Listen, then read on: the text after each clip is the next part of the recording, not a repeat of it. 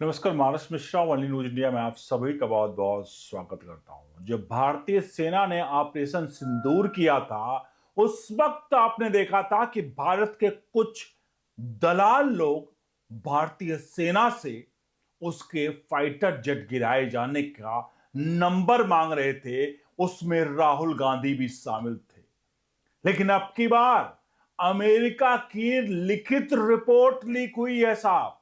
लिखित रिपोर्ट का मतलब है जबान के मायने नहीं होते हैं। रिपोर्ट जो लिखी हुई होती है, डॉक्यूमेंटेड होती है, उसके मायने होते हैं।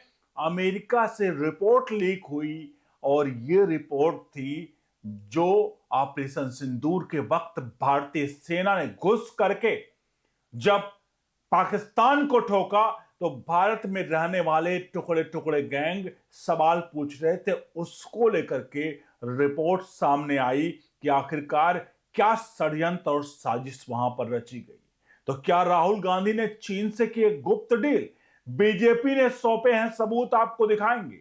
दोस्तों, आज हम बात ये करने जा रहे हैं कि ये ऐसी रिपोर्ट है जो अमेरिका कांग्रेस को सौंपी गई है, जो हाल में ही लीक हो गई। यह report United states China economics and securities review commission की 2025 की वार्षिक रिपोर्ट है। इसमें साफ साफ लिखा है कि मई 2025 में भारत पाकिस्तान बॉर्डर पर हुए तनाव के दौरान चीन ने एक सुनियोजित डिस इंफॉर्मेशन कैंपेन चलाया था। इसका मकसद था फ्रेंच राफेल फाइटर जेट्स की भारत में डील को तोड़ना और चीन अपने J-35 फाइटर जेट्स को प्रमोट करना चाहता था। लेकिन रिपोर्ट्स का सबसे चौंकाने वाला हिस्सा यह है कि इस चाइनीज प्रोपेगेंडा को भारत के अंदर एक बड़े विपक्षी नेता ने खुलेआम बढ़ावा दिया। वह नेता कोई और नहीं बल्कि कांग्रेस के पूर्व अध्यक्ष और वर्तमान लीडर अपोजिशन क्या राहुल गांधी हैं। बीजेपी ने इस बात के ठोस सबूत दिखाए जो दिखाता है कि कैसे क्या राहुल गांधी ने चाइनीज नैरेटिव को सोशल मीडिया और संसद में एम्पलीफाई किया। आइए स्टेप बाय स्टेप इन सबूतों को खोलते हैं, बिना किसी अतिरिक्त मसाले के, सिर्फ फैक्ट पर टिके हुए हैं। सबसे पहले हम रिपोर्ट के उस हिस्से को समझते हैं जो इंफॉर्मेशन डोमेन में ग्रोजियन एक्टिविटी पर है। पहले हम आपको एक बीजेपी के social media head Amit Malviya का ट्वीट दिखाते हैं, उसके बाद पेज नंबर 97 पर चलेंगे। पेज नंबर 97 पर ही वो सब कुछ है जो हमें और आपको आज देखना चाहिए। तो आपके सामने नजर आ रहा वो ट्वीट, लेकिन इससे पहले आप वो ट्वीट को दिखाएं, आपसे अनुरोध है इस वीडियो के कमेंट बॉक्स में कांग्रेस की भारत के प्रति समर्पण के बारे में दो चार शब्द जरूर लिखिएगा और वीडियो को लाइक शेयर जरूर करेगा। तो पहले आपको ट्वीट दिखा देते हैं। ये ट्वीट अमित मालवीय ने किया, बीजेपी के सोशल मीडिया हेड, जहां पर दो पेज को लेकर दो पेज दिखाया। उसमें रिपोर्ट 2025 रिपोर्ट टू कांग्रेस, और यहां पर जो अंग्रेजी में लिखा उसका हिंदी अनुवाद हमको दिखा रहे हैं। एक नई अमेरिकी रिपोर्ट से पता चलता है कि मई में भारत पाकिस्तान युद्ध के बाद चीन ने फ्रांसीसी रफाल विमानों की बिक्री को रोकने और अपने J-35 विमानों को बढ़ावा देने के लिए व्यापक दुष्प्रचार अभियान चलाया था, जिसमें फर्जी सोशल मीडिया अकाउंट, कृत्रिम बुद्धिमत्ता यानी AI द्वारा निर्मित राफेल मलबे को मनगढ़ंत तस्वीरें इस्तेमाल की गई थी। लेकिन असली सवाल यह है, भारत में किसने इस चीन बयान को इतनी उत्सुकता से बढ़ाया? कौन खोए हुए विमानों की संख्या मांगता रहा? वह भी तब जब भारतीय वायुसेना ने स्पष्ट रूप से कहा था कि उसके सभी संसाधन सुरक्षित हैं और संघर्ष के बीच में ऑपरेशनल विवरण साझा करने से राष्ट्रीय सुरक्षा खतरे में पड़ जाएगी। चीनी दुष्प्रचार मशीन के बाहरी संचालक थे, लेकिन भारत के अंदर मेगाफोन हम सबको याद है कि वह किसके पास था। तो पेज 97 पर जो है उसका मतलब है कि मई 2025 में जब भारत में ऑपरेशन सिंदूर के तहत पाकिस्तान के आतंकी कैंप्स पर स्ट्राइक किए तो चीन ने पाकिस्तान को इंटेलिजेंस रिपोर्ट सपोर्ट दिया। इसके बाद चाइनीज एम्बेसी के ऑफिशियल्स ने फेक सोशल मीडिया अकाउंट्स बनाए। इन अकाउंट्स के जरिए AI जनरेटेड फोटोज और वीडियोज गेम जो है वो इमेजेस शेयर किए गए, जो दिखाती है कि राफेल जेट्स के मलबे जो कथित तौर पर चाइनीज वेपन ने उड़ाए थे हैं, फ्रेंच इंटेलिजेंस ने भी इसकी पुष्टि की है। उन्होंने कहा कि चीन ने अपनी एम्बेसीज का टूल बनाकर डिप्लोमेसी को डिसइंफॉर्मेशन का हथियार बनाया। नतीजा क्या हुआ? इंडोनेशिया जैसी कंट्री ने राफेल डील कैंसिल कर दी, जो पहले फाइनल स्टेज पर थी। अब सवाल यह है कि भारत में इस प्रोपेगेंडा को हवा किसने दी? रिपोर्ट ने सीधे नाम नहीं लेती है बीजेपी, लेकिन सबूत लेकर इंगित किया है कि राहुल गांधी ने ठीक यही काम किया।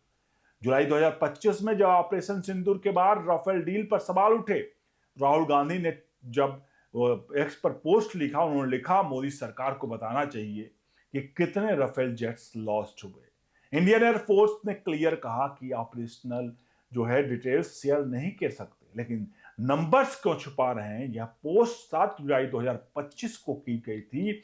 उसकी उसी दिन चाइनीज प्रोपेगेंडा पीक पर था।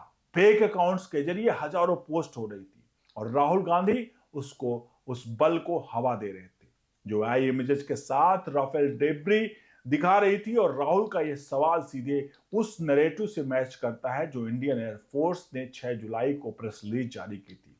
सभी एसेट्स इंटैक्ट हैं और मिड कॉन्फ्लिक्ट्स में डिटेल्स शेयर करना नेशनल सिक्योरिटी को खतरे में डाल सकता है। लेकिन राहुल ने इसे इग्नोर किया और नंबर्स पर अड़े रहे। बीजेपी के आईटी सेल के, मैंने आपको दिखाया है, वो उन्होंने साफ तौर पर वो पोस्ट करके ट्विटर पर राहुल गांधी को टारगेट करके साफ तौर पर उन्होंने पूछा। आपको बता दें 2008 में ही राहुल गांधी ने बीजिंग के चाइनीज कम्युनिस्ट पार्टी के साथ एक सीक्रेट एमओयू भी साइन किया था। यह एमओयू जो था 7 अगस्त 2008 को साइन हुआ, जब सोनिया गांधी और राहुल गांधी चाइना में थे। डॉक्यूमेंट्स के मुताबिक यह high level information exchange cooperation के लिए था। मिनिस्ट्री ऑफ एक्सटर्नल अफेयर्स के आरटीआई रिस्पॉन्स में लिखा है कि इंडियन नेशनल कांग्रेस और कम्युनिस्ट पार्टी ऑफ चाइना ने 7 अगस्त 2008 को एक सीक्रेट डील साइन की हाई लेवल इंफो एक्सचेंज के लिए। यह एमओयू आज तक पब्लिक डोमेन में नहीं आया। क्यों? क्योंकि इसके पार्टियों के बीच एक सेंसिटिव इशूज पर कोऑर्डिनेशन था। 2020 में जब गलवान वैली क्लैश हुआ था तो विदेश मंत्री एस जयशंकर ने संसद में कहा कि 2008 का चाइना एमओयू क्या था, राहुल गांधी ने साइन किया, लेकिन डिटेल्स क्यों छिपा रहे हैं? बीजेपी ने तब दावा किया कि यह एमओयू चाइनीज इंटेलिजेंस को इंडियन पॉलिटिकल इन्फो एक्सेस देती है। राहुल का चाइना कनेक्शन यही खत्म नहीं होता है।